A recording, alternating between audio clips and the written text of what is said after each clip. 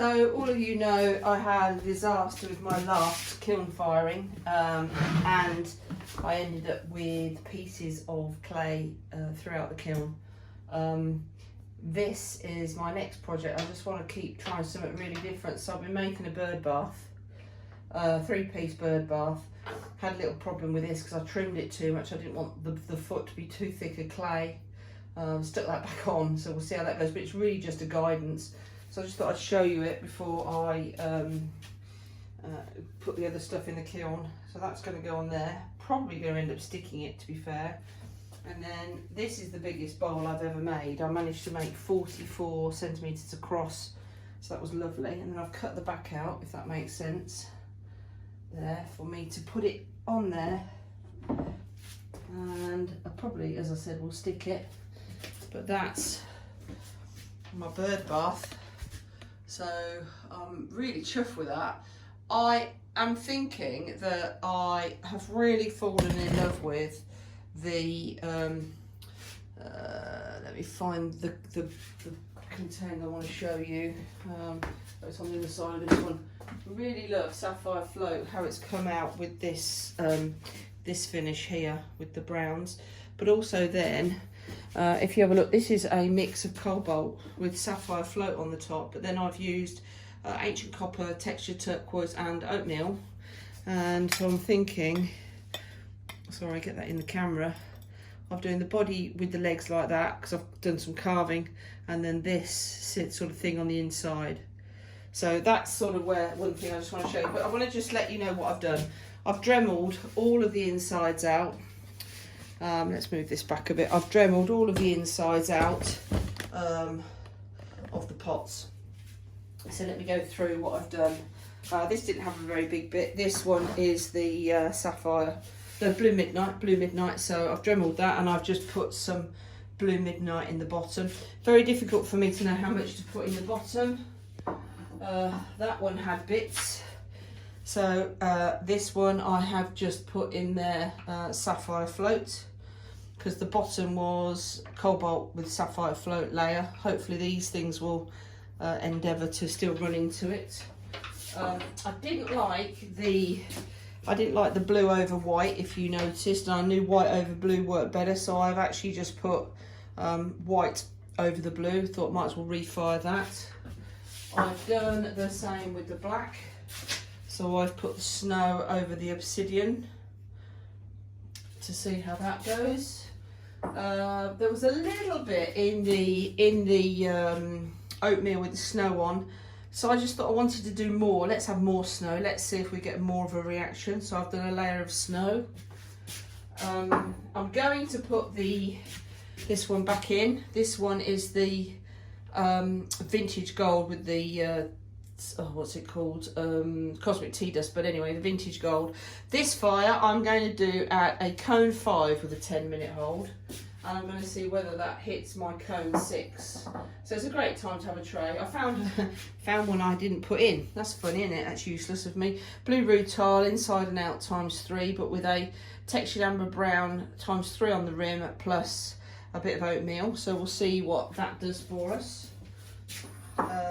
And then, yeah, I had a bit in the red, so this is just a bit of the orange glaze gone in, the terracotta orange. I didn't like the, what was this one? This was Emerald Falls, I think. I didn't like it very much. This was the only one really, well, I did see a bit of pitting, but hopefully that will smooth out. But it's cracked a bit because I've been trying to dry it quickly, so ignore that. But I have some iron yellow there, and I've done a nice bit of iron yellow on that just to see whether it turns the Emerald Falls into anything. This one was the jade. This was the one with the big lump in it. Get that off of there. A little bit of glaze on the side.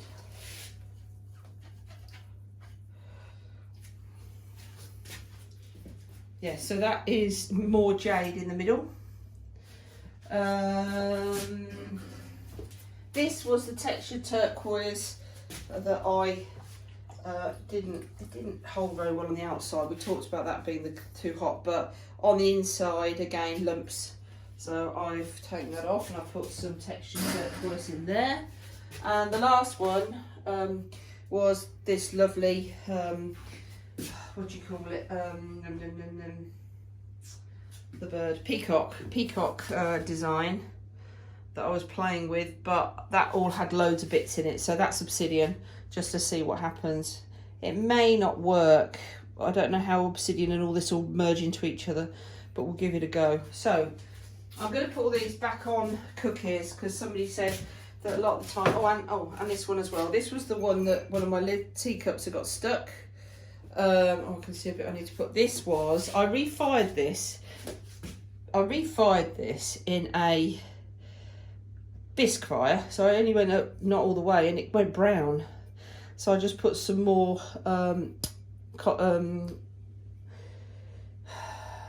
smoky merlot on just to see if it'll work. So that's it. Refiring time. Never really done a refire, but as I said, I'm going to go a little bit lower, and we'll see what we can get out of it. Okay. Oh, and another one. That was one that was a bit funny. So I've actually just put, I think, iron luster in this one. Yeah, this is just iron luster all over the bottom of this one. Because this was iron luster and sapphire float. So we'll see what happens with that one. But just really to get them. Then, if they're not any good, we are thinking of making them into a garden feature, as you do. But we'll have a bit of fun with that afterwards. Okay, thanks guys. Watch this space. Hi everyone. So I've opened the kiln up now after refiring everything, just really to give you a heads up so you can see what I have done.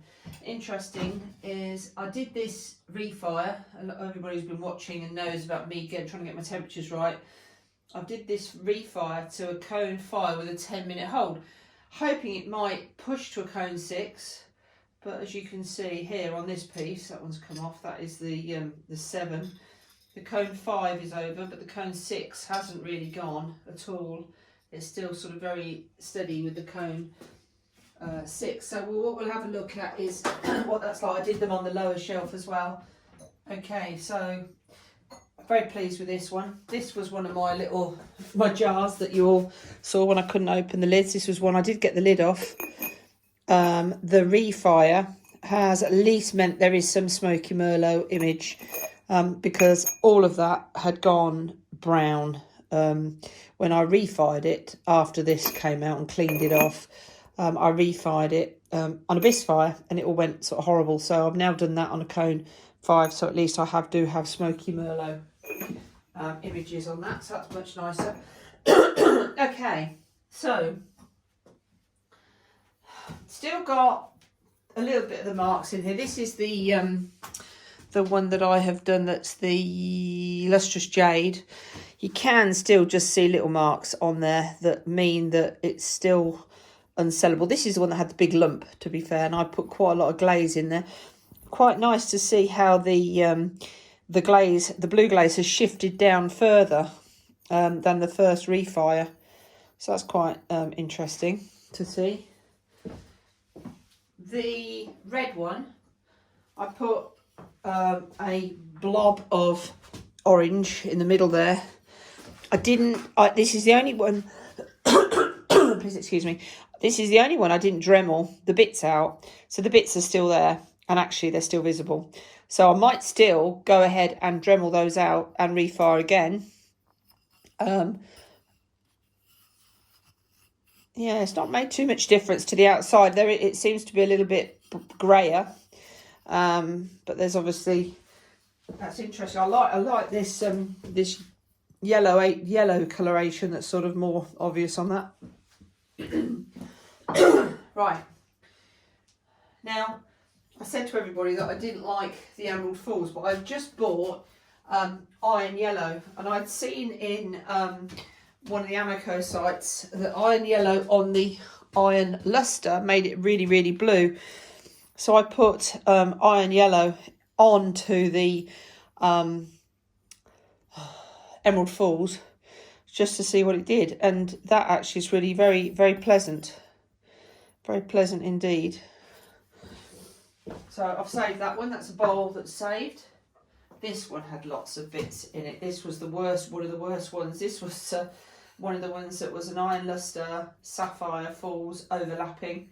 So I just put a hole inside of iron luster on that. I obviously had it a bit thick on the bottom, so you can see where it dried, where the crack was. It's still got lots of little bits that are there, but I'm not surprised because that one was really bad. But I can at least, I mean, that's really quite an interesting outer, isn't it? That's really, it's obviously on the second firing, almost burnt off or whatever, because that's where the brush stroke was. But it's quite an interesting, that's nice, that overlap.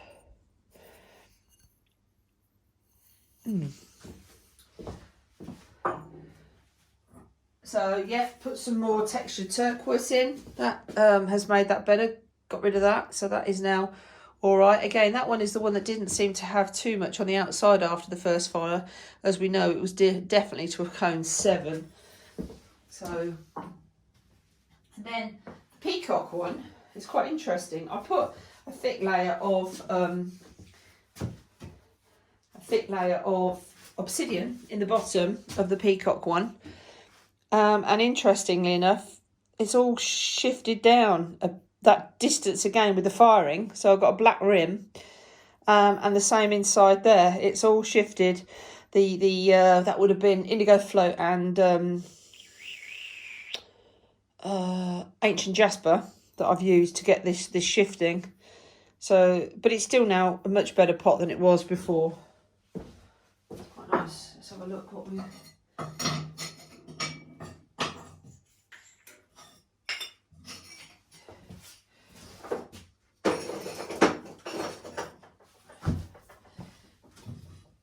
I refired the vintage gold because that was the one that we had blistered. Now let's have a look at the cones, shall we? Oh, it's interesting, you know. That's telling me that even with a 5 with a 10-minute hold hasn't actually, you know, that's the 5 has shifted over, and the 6 and the 7 haven't really. Can't quite get a balance with that. So, you know, you're back to, I use a presets at the moment on this skirt. And you can't do a 5.5. You can't do a 5.5 preset. So that might be what it needs. Right, let's have a little look. Good. This is good. This is the oatmeal, and I put another layer of snow. It's just filled it all in lovely. There was a couple of lumps and bumps, but that they've gone now. So that's good. Yeah, one of my favourites, Blue Midnight. That's nice. That's just put another big lump of Blue Midnight in the bottom there. So that's all good. So I'm pleased. I've recovered these. Now, I put white. I refired these. I didn't like the strong blue that I had on that overlap, so I put a layer of white around the inside just to see if I could break it up and get more of a reaction. That's pleasing enough. So that would have been the 3 layers of snow, 2 layers of sapphire float, and then 1 layer on that second fire of snow. I did the same. That's very odd, very different. That's nice, look at that.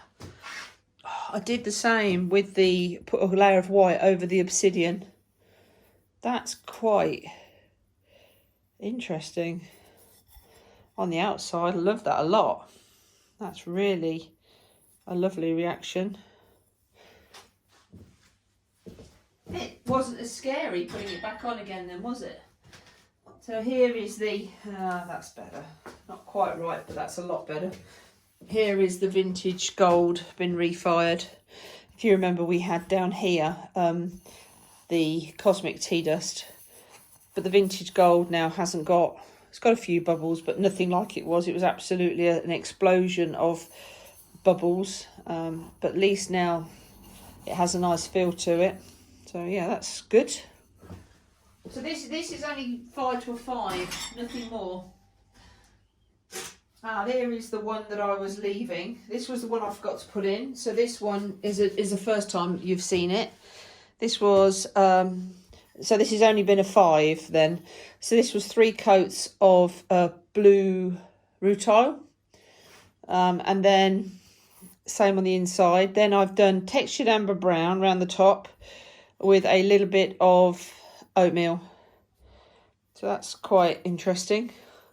I do like very much the way the blue has sort of mixed on that bit. Okay, so that obviously you haven't seen that one before. And then the last one, which actually I'm loving. This was the one that is the sapphire. This is the one with the 2 layers of cobalt on the inside and out. 2 layers of sapphire float inside and out.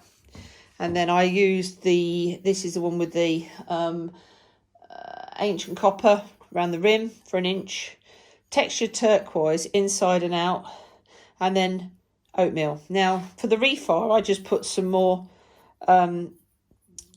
sapphire float in the middle. But what's interesting is the way that has fallen down there a bit more. Interesting, nice. Okay, so that's good news, isn't it? Managed to get everything out of there in a much better state than it was the first time round. Yeah, that was very pleasing. So I'll put that up in a minute, and then everybody, you've been really kind, everybody, you know, feeling for me with that issue with that fire, the kiln opening and the explosions of the clay. Lessons learnt. I've been told about what I need to do for next time. I'll get some of those prepared, and yeah, need to keep working on these glazes and seeing the difference between a 5 and a 6. I know there is quite a lot of difference between those 2 temperatures with some of these, but we'll sort of carry on playing. So thanks very much for watching. Speak to you soon.